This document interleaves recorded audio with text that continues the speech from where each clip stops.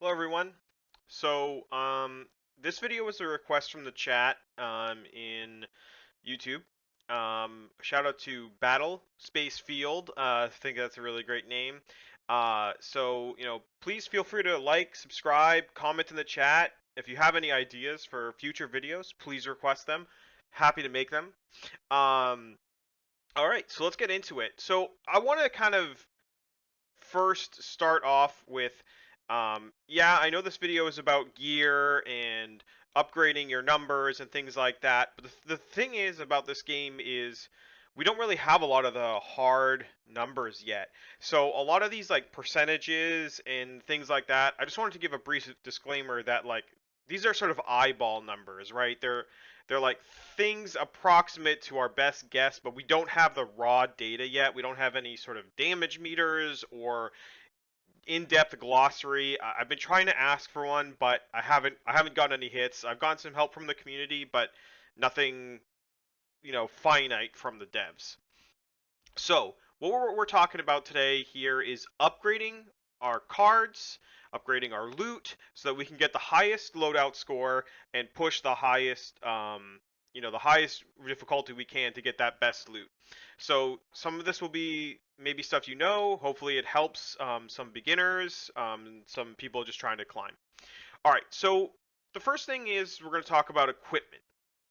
So equipment, there's a lot going on here, and I kind of want to start off with the individual pieces. So I have the Trailblazers headdress on right here, and one thing that you'll notice here is there's no real, like, a lot of games have like an intrinsic value of like defense rating, attack rating, like these sorts of things, but this game doesn't really have that. All it has is a loadout score value, and then 2 to 3 options here. So when it comes to loadout score, what happens is all the numbers that you have equipped are sort of pooled into this number up here. So the attack rating doesn't go up by 1, but what happens is each time you level up any of your equipment or anything like that, it contributes to this loadout score, and then this multiplier goes up.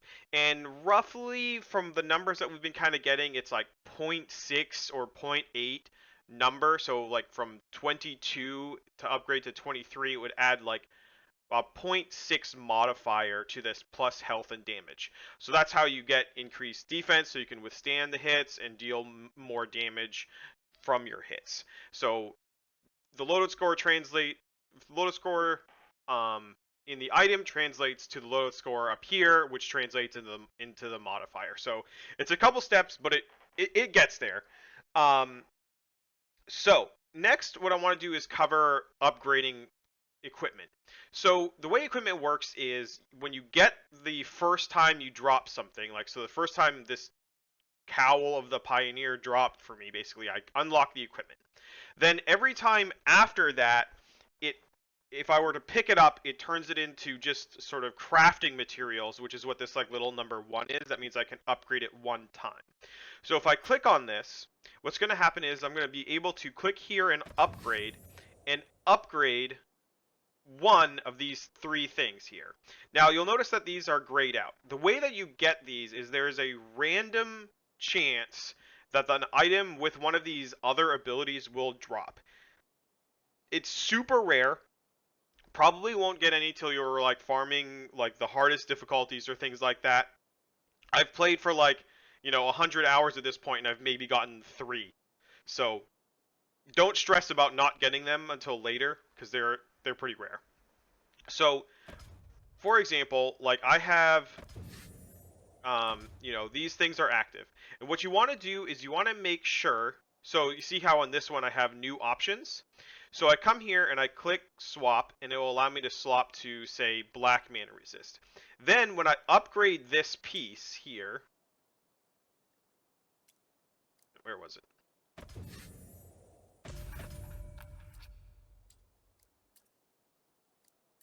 Did I just lose it immediately?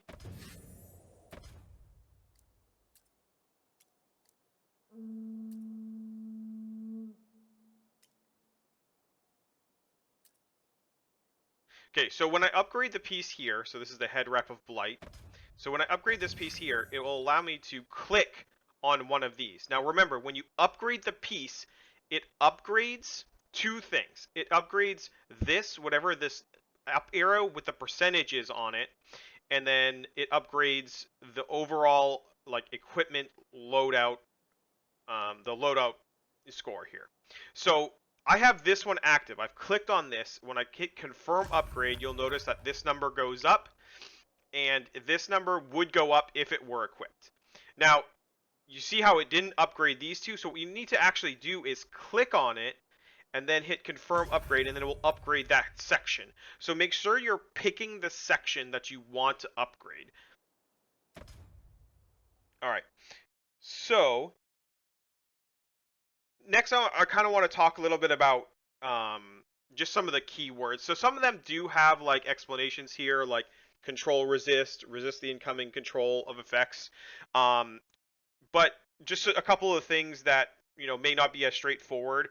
Primary potency is how strong your like click attack is. Secondary is how strong your Q is. Utility cooldown is your W.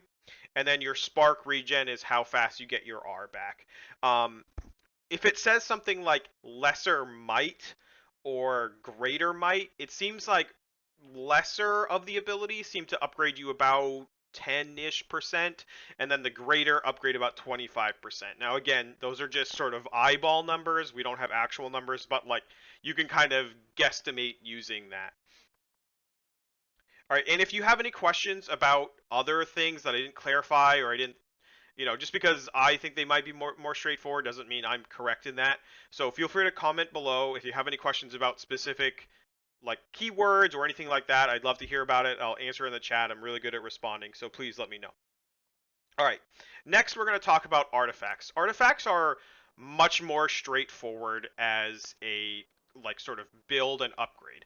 So when you upgrade things, you want to make sure that again, like I just want to sort of clarify that this number will only go up. It only shows the things that are equipped. So when you upgrade things, if you don't have it equipped and you don't see this number going up, that's the reason why. So when it comes to these upgrades, basically when you go to upgrade an artifact, it will do sort of as it progresses. So what you can see here is this artifact will do on Zendikar Volume 1. If we upgrade this artifact once from rank 1 to rank 2, so this is rank 1, this is rank 2, so we upgrade the artifact, and what will happen is these numbers will go up, right? This first block. Until we unlock the second thing, then they both will go up. So here is an example. I have the, let me see if I have anything at 9. So this one at 6, okay. So what I'm going to do is I'm going to upgrade this.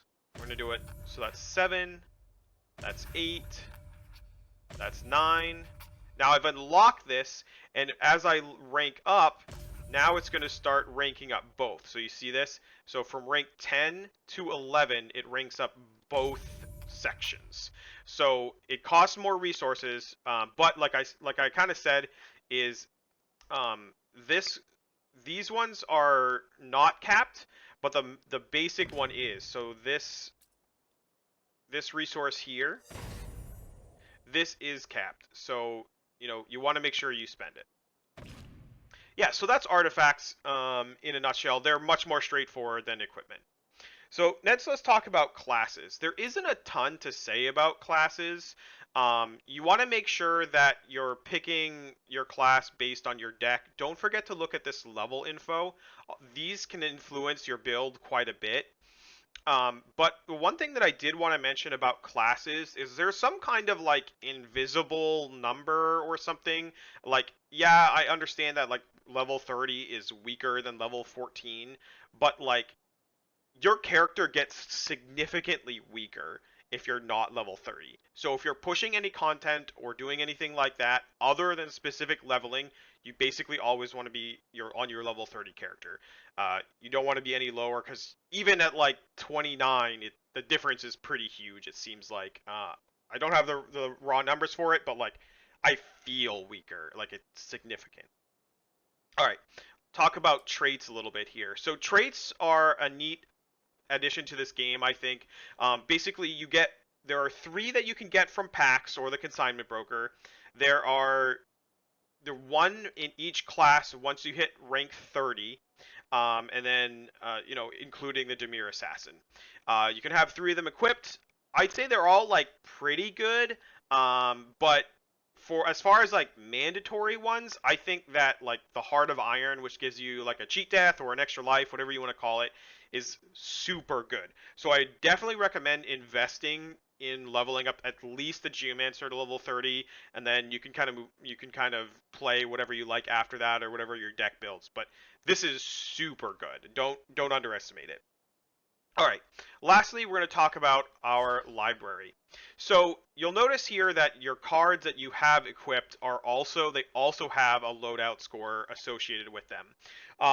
One thing that I have noticed about this is that like it doesn't matter what the rarity is of the card. So like if I rank up this common from rank 4 to rank 5, it will be the same as leveling up a mythic rare from rank 4 to rank 5. Like they're both still 7 loadout score, so that's really good. Now again, I've mentioned this in a couple videos, I think, but I really want to like sort of stress it. Would you The discount from having the lands equal to the spells or less is a 75% discount. It's super big. So when you're looking to upgrade, what you want to do is you want to go to your sanctum, or I'm sorry, your realm.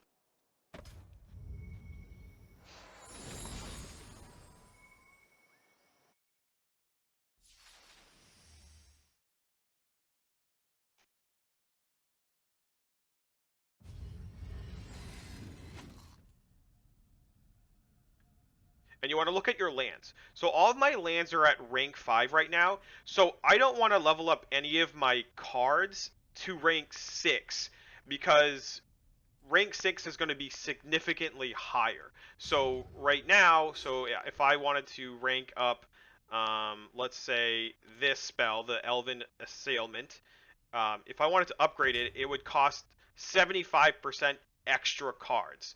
So it's best if I just wait till I can hit rank 6 in my forests, and then I can upgrade it at the discount cost. Now, again, there are some scenarios where you can upgrade in colorless cards like the Experimental Sentinel, right? These can never be, um, there's no land associated with a colorless card, so there's no way you can do it. So, I would say do it, but do it very sparingly. It's a big cost. Like these spell pages, like are something you have to grind for a while. All right, cool. So the last thing I wanted to talk about is just quickly go over deck building. So deck building in Magic the Gathering, what you do is you build sort of around a combination of cards or like propping up one card. So like, one of the most famous modern decks that got banned is called Splinter Twin. Like they built this deck and the whole like all of the 60 cards were focused around this one card Splinter Twin and making sure it was as powerful as possible, right?